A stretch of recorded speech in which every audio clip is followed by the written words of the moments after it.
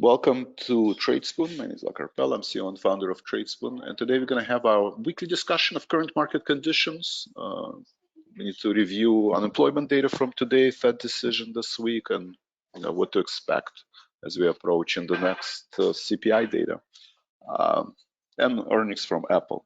So we're going to go to specific trade ideas, some of the past trades, and answer any questions you might have. So please type in your questions. We'd love to answer them.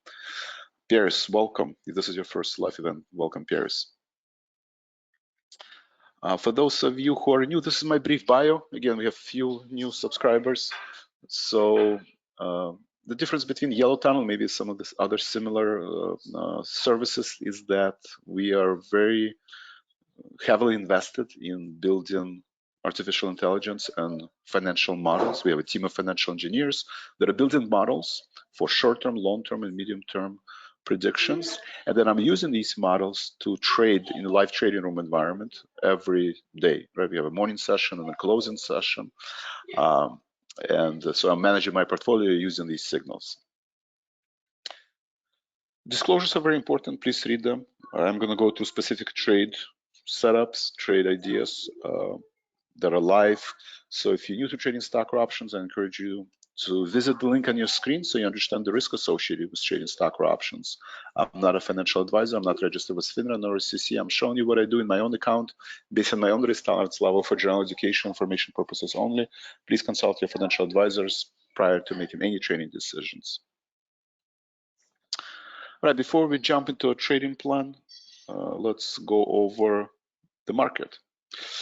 So looking at the stock forecast toolbox, going into today's unemployment data, which came in weaker than expected, right? Hourly wages continue excuse me, tick down. We have unemployment rate ticking up, and bad news is good for the market. That means that probability of rate cut in September went from 60% to almost 80%, right? So bad news is good for the market. We'll see for how long. So going into the print SPY, model predicted spiders to trade support at 502, overhead resistance is 508, and currently we're trading at 510.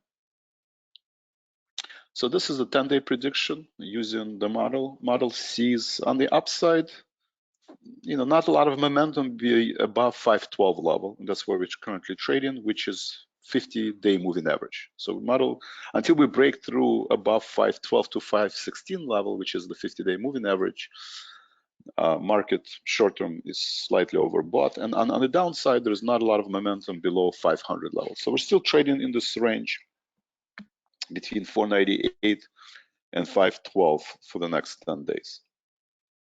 Earnings season. At this point, Apple announced earnings today, better than expected. It was up as much as, I think, 7 or 8% last time I checked. So 80% of S&P 500 companies already announced earnings. And now, excuse me.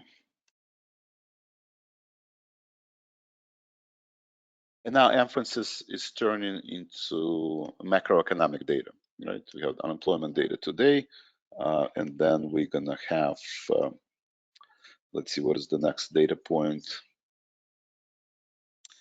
Next week, probably not a lot of data, consumer sales. So not a lot of data next week, but then the following week, we're gonna have a CPI data and PPI data for the months of April, which is important. And I think all the attention is going to turn into macroeconomic data. So looking right now, let's look at the signals for 10-year yield. I would say we were as low as 445. It looks like we broke to the 450, which is why the market has rallied significantly. So that makes sense. But now it's still back to the 4.5 level, actually above 453. So it's been trading between 4.7 and 450 for the past 4 weeks, right? This is a weekly candlestick bars. So I would say no new signal, right? We need to get below 4.5 and stay there. So for now, I would say, assuming we're finished at this level, then that's no new signal in terms of the yield, but positive price action. Dollar has pulled back significantly from almost 106.5 to now 105 level, and was as low as 104.50.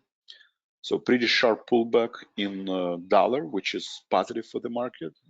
A lot of news from this week is that Bank of Japan is intervening and trying to shore up Japanese yen. So yen has rebounded, and you can see the dollar pullback, which is short-term bullish for the market.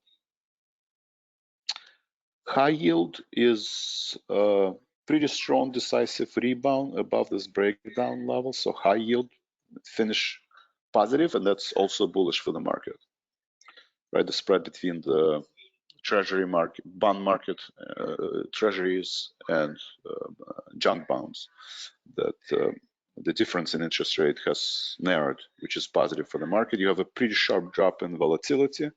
VIX last week was as high as almost 19, and now it's at 14, so drop in volatility. Value stocks,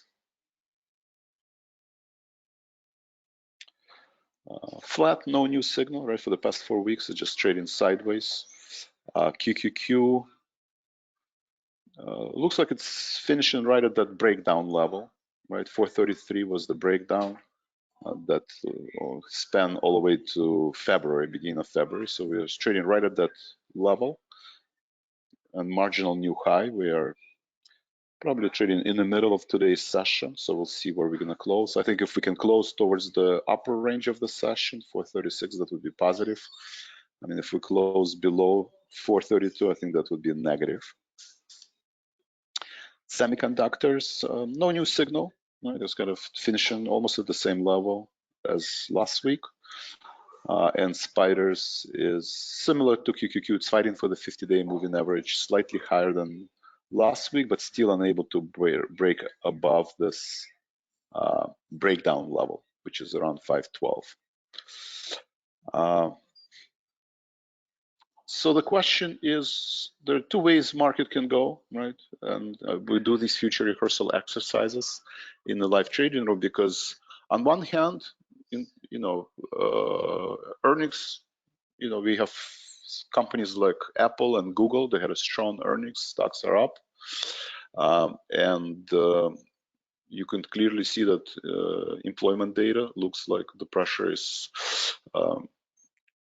The wages has been down. So, and we are, from seasonality point of view, we are in very bullish period of time, right? Usually April, May are strong months for the market. So one scenario, we're heading and retesting the all-time highs, right? At least, get to the 528, 530 level, which would be plus 20 points. Right, so we're plus 20 points going into May expiration, right? End of May. And the other scenario, we're retesting the lows, 494, right? So down 20 points, 493. Right? Those are the two scenarios.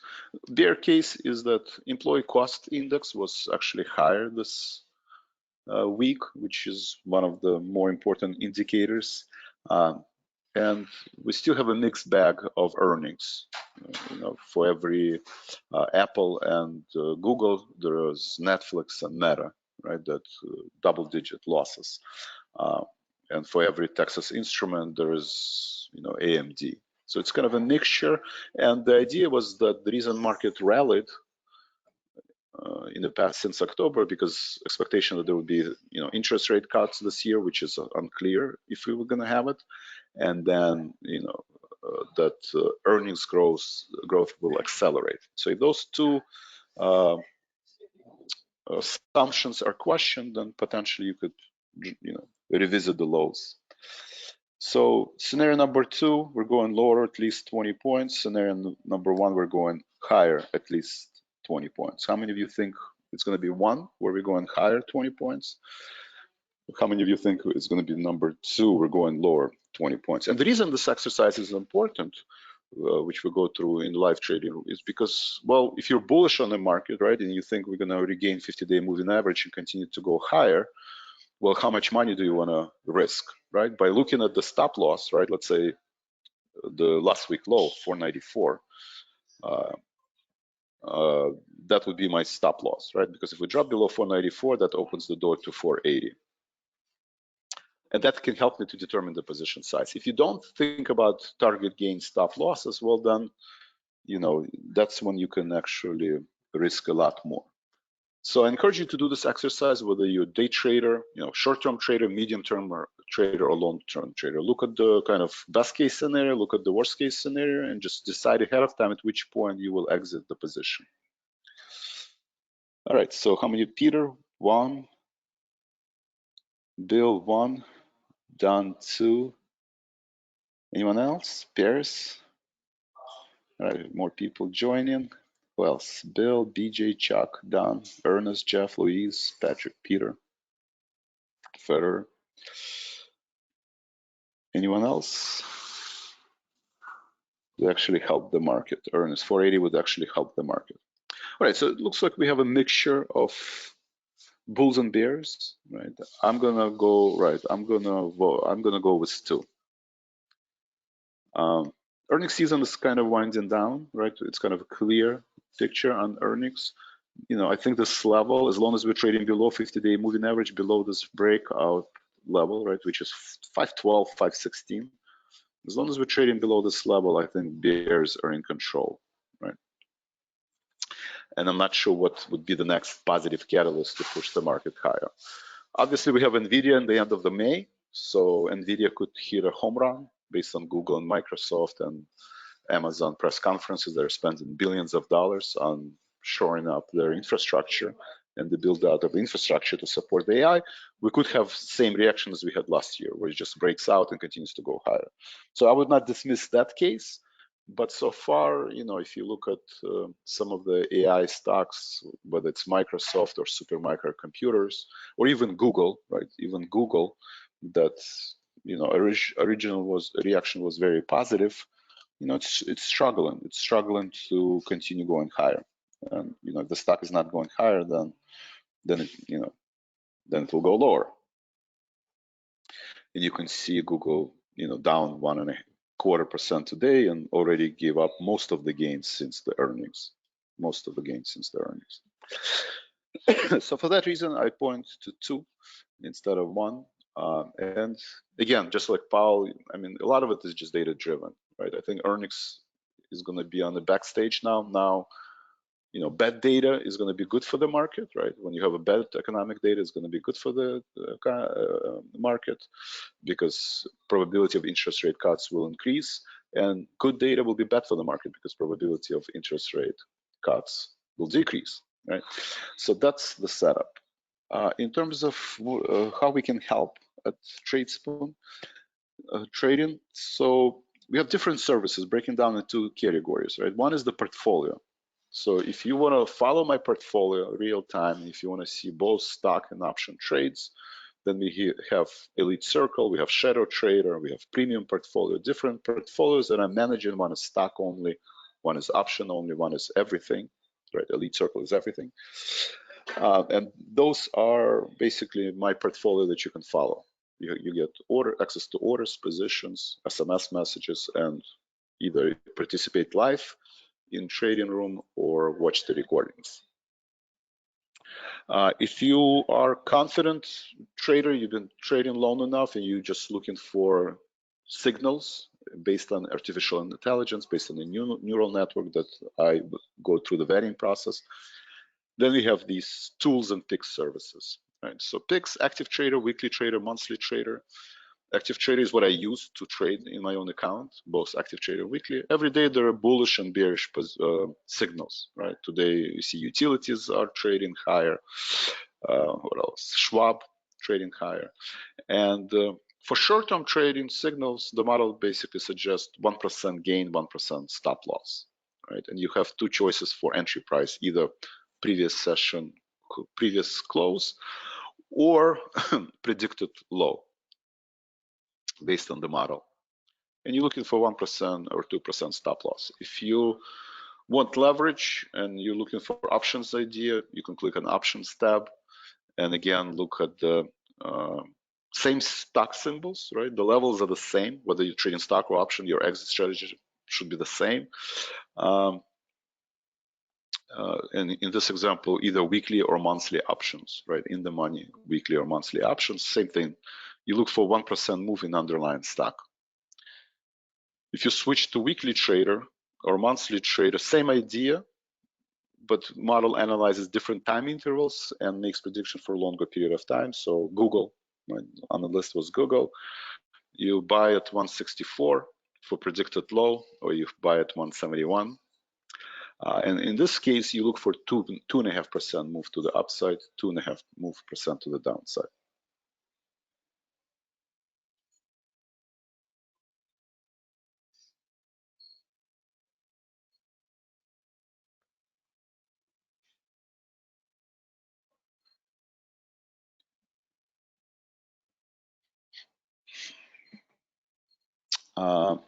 Any questions on the active trader, weekly trader, or monthly trader? We talked about stock forecast toolbox, right? I like to use this model. I think it's very accurate in showing you key support, resistance, and trend, right? Spider's trend is neutral, trading in a well-defined range until it breaks to the upside or to the downside. You know, we're range bound. If you zoom out to 6 months and look at the prediction model, sees 533 to be support, right? Close to all-time high.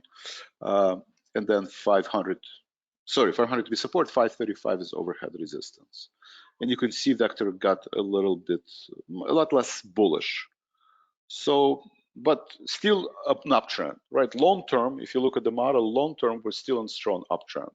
So whether it's a 5% pullback or 10% pullback or even 15% pullback, we're still trading in a long-term uptrend. And potentially we're just going through the consolidation process, right? The consolidation process until the next leg up. Maybe it's after NVIDIA earnings like last year, maybe it's after next earnings season in July. Time will tell, but from technical point of view, this model basically shows you we're still in uptrend, which is important information. Also, we have research, right? You can look at statistical analysis, kind of a traditional either seasonal chart, right? You can look at the seasonal chart, seasonality, trends, and you can look at the probability calculator. Right? Probability calculator, similar point says market will trade between 497 and 512, right? Short period of time. So makes sense. Any questions? All right, excuse me. And then in terms of elite circle,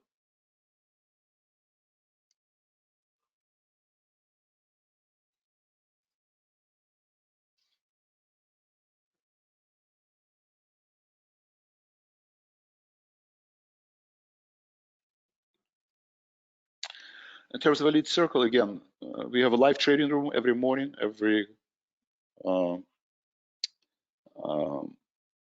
closing bell, and then any questions? Sorry, sideways, Ernest, sideways, BJ2. What option strategies do you use on active trader? Chuck, on active trader, most of the time I just do stock, right? Because it's a short-term price fluctuations, and I want to be out, 1% gain, right? 0.5% gain to 1% gain. So the most sensitive is obviously stock. Another is options, right? You can do single options, right? Just like the screen suggested. Some people do spreads, but once you do spreads, then it's kind of a long-term.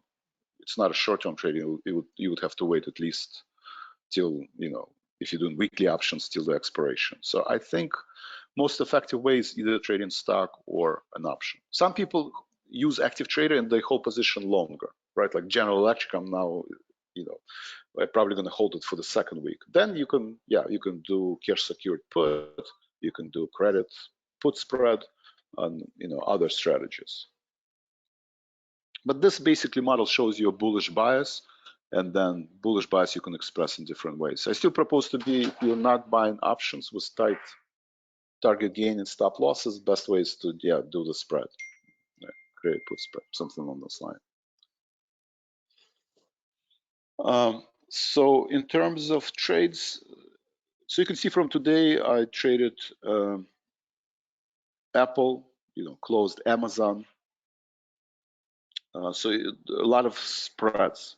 Apple, this is a short-term trading, right? Where I try to look for sometimes asymmetrical returns, right? Sometimes you want to be long volatility, sometimes you want to be short volatility, right? If you think Apple is going to make a large move to the upside or to the downside, then you can, buy a call, right? I did both put and call.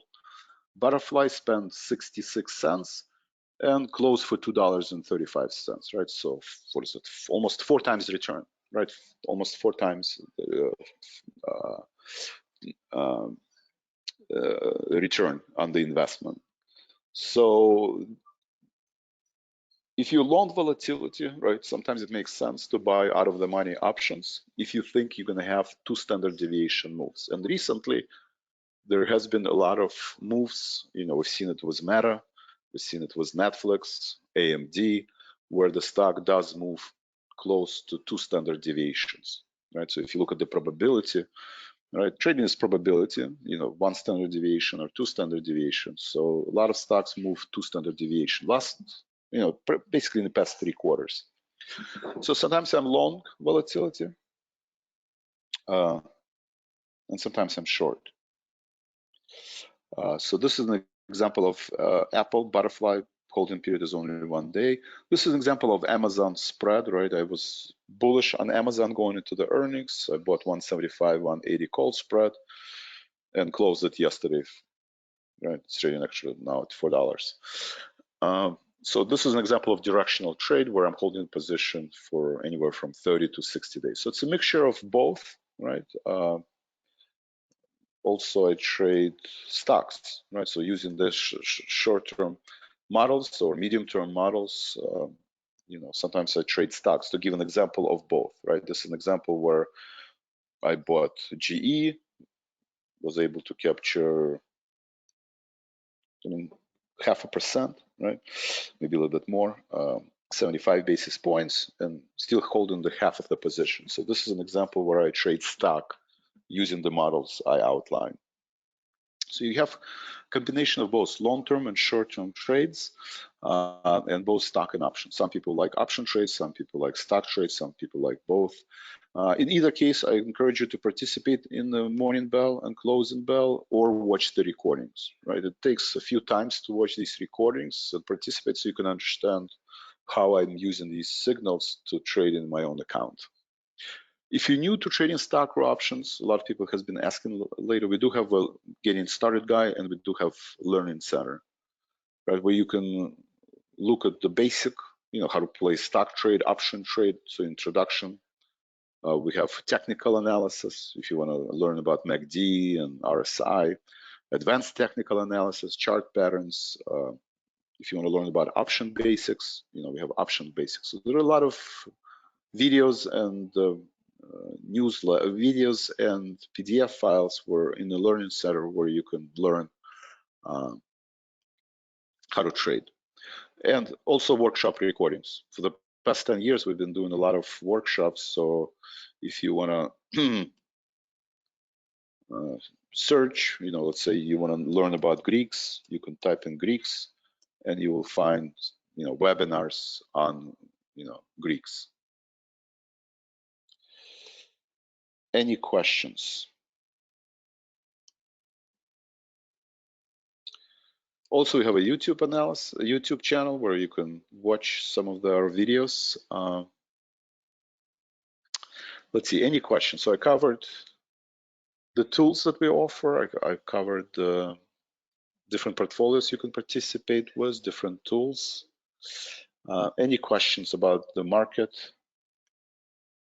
macroeconomic conditions?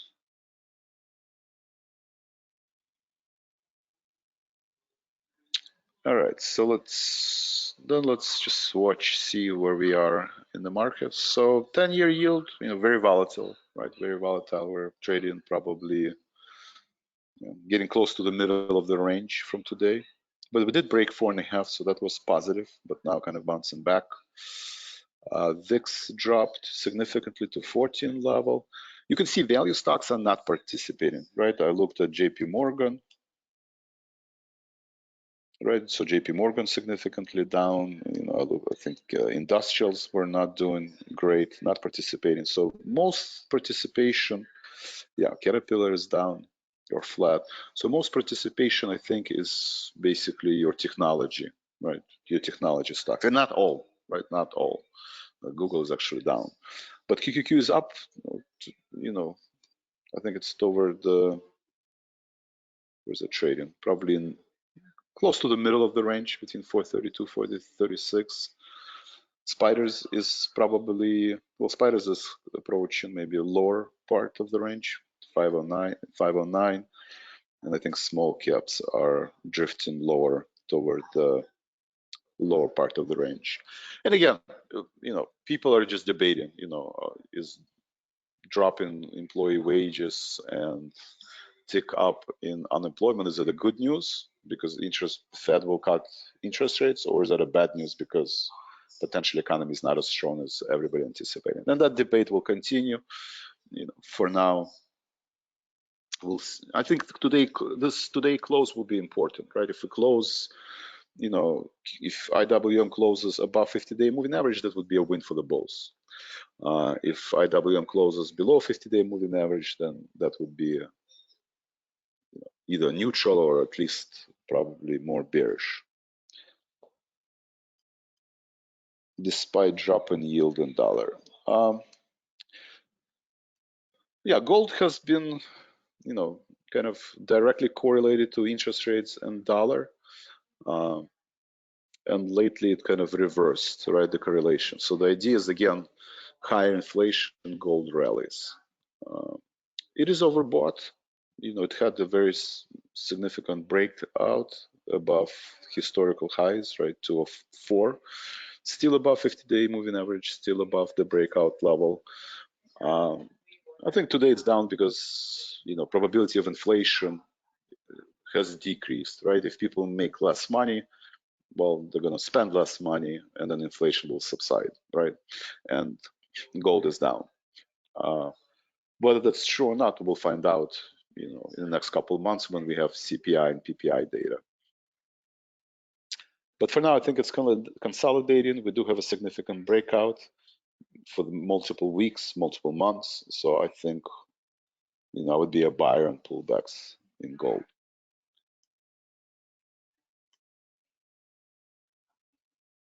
Strikes expiration. How would you structure cash secure put on Google? So let's look. First, you want to look at the positioning, right? You can see one of the reasons I bought Apple is because you had a very significant open interest at 190, right? 190 strike. So if Apple had strong earnings, it would either gravitate toward 190, which is 10% to the upside, or 155, 10% to the downside. It had better than expected earnings, so it was as high, I think, as 187, 188. So strike price selection is important, right? If you're doing short-term trading, you're looking at the weekly options. If you're doing longer-term trading, you look at the monthly options, but they all kind of coincide with the 10% move to the upside and to the downside. And that, you look at the implied volatility, you look at the historical volatility, and then you look at high open interest. This is where bulls and bears going to meet, right? This is where dealers have to defend their positions, and this is where everybody else going to defend their positions, right? And dealer has to provide liquidity to the market, so that's why they're always taking the opposite side of everybody else.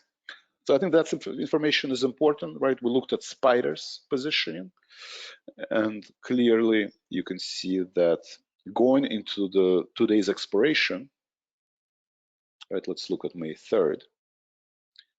I think one of the reasons we're not heading above 512 level and 50-day moving average, because there's a lot of positioning, right?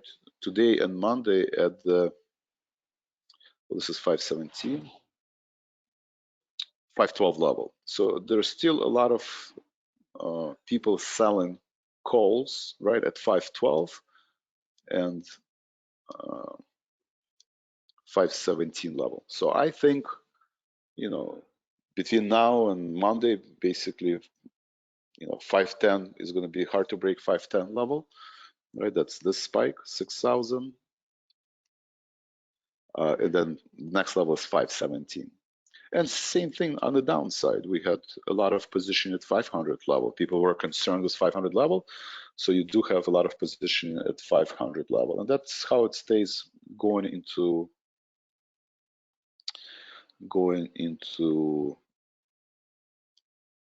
Monday. So most likely 500 is well defended, or 493. There's a lot of position to 493 and 500. And on the upside, you have 512, which is going to be hard to break, or even much harder to break is this 517 level. And then if you look at the monthly expiration, May 17th, you can see the biggest position is at 500. Right now it's at 500. Right, so probably between now and May expiration, we're not going to break 500 level. Unless there's some kind of events. And on the upside, 520. Right? There's a big position at 520. So most likely between now and January expiration, we could trade in between 500 and 520 level. In terms of Google, right, the question is if you want to do cash secured put, Google, I would look at the positioning as well. Right? If you're doing cash secure put, probably weekly is less important. You want to look at the, well, May 17th is only 2 weeks apart. At this point, I would look at June expiration, June 21. You do have a pretty large position at 150, right? 147 and a half. So people are selling 147 and a half in large quantities. That's in June. So, any negative surprise, we could gravitate toward 147 level. 147 and a half level. So that's the strike that people sell the most. So then I would go to Tradier or your broker dealer, right? Just see how much premium is there for 147 and a half. Does it, is it worth the risk, right? So let's type in Google. Let's look at the June expiration. 147 and a half. So this is a June expiration, 147 and a half. So 147 and a half pays you about a little bit less than 1%. So if you sell 147 and a half put and you hold the position till June or earlier, potentially you can make 1% return, right, on using the underlying stock. And, especially if it's a cash secure put and you don't mind owning Google at 147, which would be 50-day moving average, then that's the trade. Obviously, there is a risk if the support level breaks, right? If the 162 level breaks, we could get to 147 rather quickly. So maybe instead of cash secured put, you would sell 147 and a half put, or you can sell 150 put. It's a 50-day moving average. And then you hedge yourself maybe buying 140 put, right? 200-day moving average, just in case. Because if this level is broken, then I think there is more room to the downside.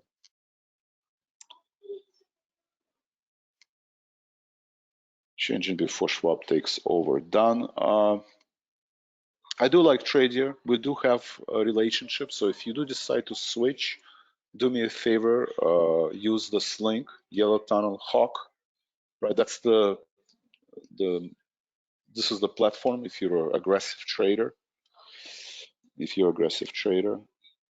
And the good news is that they have kind of a flat fee for trading, right? All your commissions will not be more than $10. Right, you can do as many trades as you want. So this is kind of a special deal, $10 a month. Free equity and as much option trading as possible. So that's a pretty good deal, right? Especially if you're a more active trader. So Yellow Tunnel, Hawk, down. If you're gonna switch, please use that link. If you already open an account and not use this link, then do me a favor, just let me know your email. So thank you, Dan. All right. 11:06. Let's look at some of the earnings. So we did have a lot of earnings today, right? We talked about Apple. Let's see what how other companies did. So Qualcomm also did good, had a strong reaction, strong move to the upside in Qualcomm. Apple is trading at 185, up 7% at this point. Square is up 2%. You have Cloudflare down 16%. So you still have these two standard deviation moves, like Cloudflare down 16%. DraftKings is pretty much flat. Coinbase pretty much flat. This is less than one standard deviation move. But DoorDash, right? We had yesterday DoorDash moved, two standard deviation. Etsy moved two standard deviation. So you do have these outsized move in some of the stocks. Starbucks, right? Starbucks was a pretty big one. Kind of, continued to grind lower. And you have not two standard deviation, you have four standard deviations moves. And then let's see, SMCI also had bad earnings, right? You have a pretty sharp pullback in SMCI. Starbucks we talked about. Pinterest was a large move to the upside, right? So you have a two standard deviation move to the upside. AMD, you had two standard deviation move to the downside. So kind of a mixture of definitely a stock picking environment where not all stocks move in the same direction, right? There are clearly, you have winners and losers.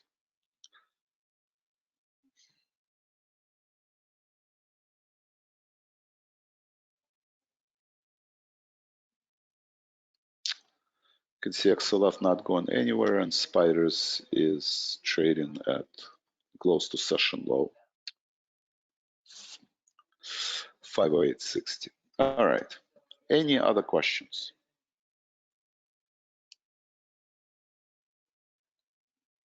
Yeah, you should be able to trade SPX options, credit spreads. Yeah, Ernest. So do me a favor, if you guys considering opening an account with Tradier, use yellowtunnel.com hack. I put the link. And again, we have a special marketing relationship. You get basically $10 unlimited trading. If you some other brokerages charge you 60 cents, dollar, a contract. So that could be a lot of savings. Trade cash secure puts. What methods would you use to find them? Jack, I personally like to use, I would use weekly trader or monthly trader and use these stocks because I'm going through the vetting process. And these model basically shows a strong uptrend. So whether it's Google or PHM, the idea is that these are better than average stock out there. We're in stock picking service. You can see Polti Group almost at all-time high.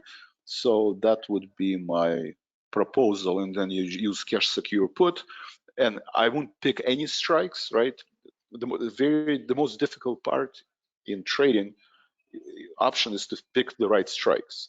So I would look at open interest, right? And I would look at the volatility, right? Skew, right? Volatility skew.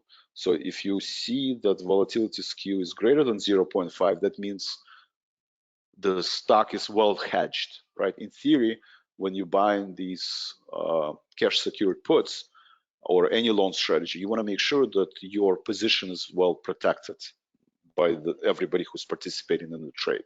Because if there is a call skew, right, if it's less than 0.5, and if there's a large call skew, any negative surprise and the market's stock sells off precipitously, right? So in this case, Google is well positioned. I mean, there are a lot of people selling 147.5 strike, 50-day moving average.